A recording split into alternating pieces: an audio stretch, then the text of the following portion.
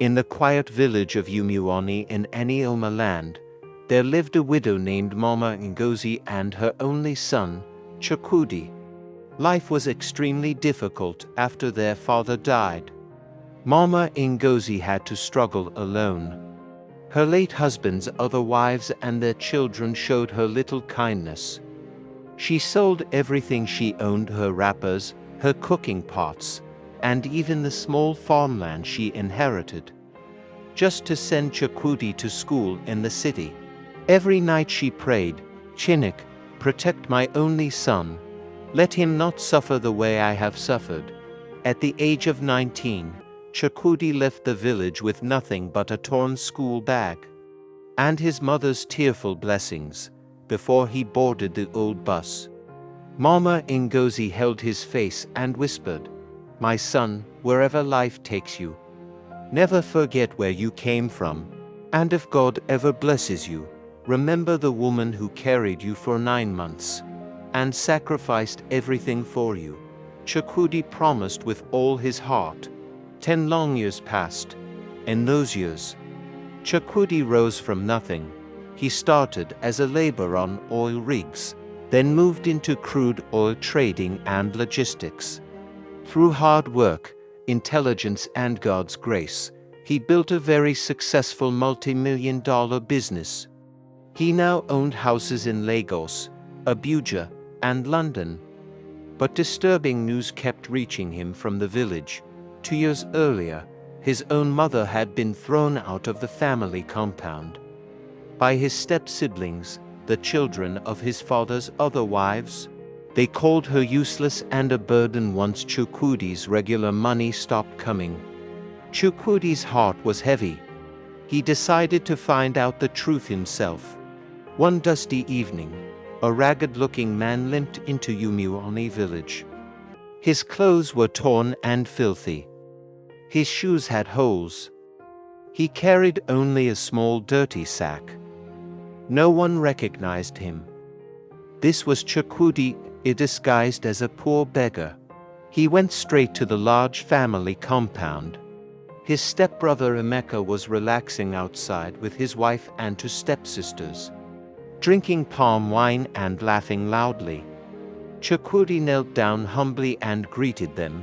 "Good evening, my brothers and sisters. I am a son of this soil. Life has been very hard on me. Please, anything you can spare, even a cup of water or a place to sleep for one night, God will reward you." The reaction was immediate and cruel. Emeka jumped up in anger. "Which useless beggar is calling us brothers? Get out of this compound now," one of the stepsisters hissed and spat on the ground. "Look at this dirty thing. Coming here to add to our problems. We already have enough useless people in this family." Chukwudi's voice trembled as he asked, "Please, I heard my old mother, Mama Ngozi, used to live here. Is she inside? Can I see her?" Emeka's wife laughed bitterly. "That old woman. We threw her out 2 years ago. Since her only son disappeared and stopped sending money, she became a burden. We don't feed lazy people here." Emeka pointed toward the bush path with disgust. "Go and look for her near the abandoned cassava farm. That's where beggars and useless people belong. And never come back here again."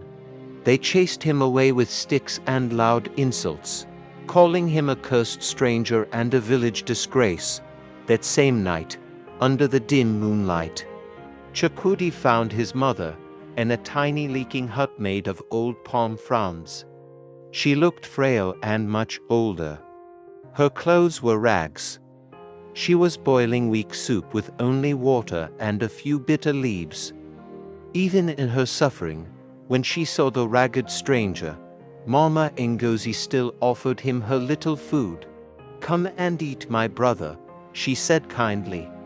"Even if it is small, a visitor must not go hungry."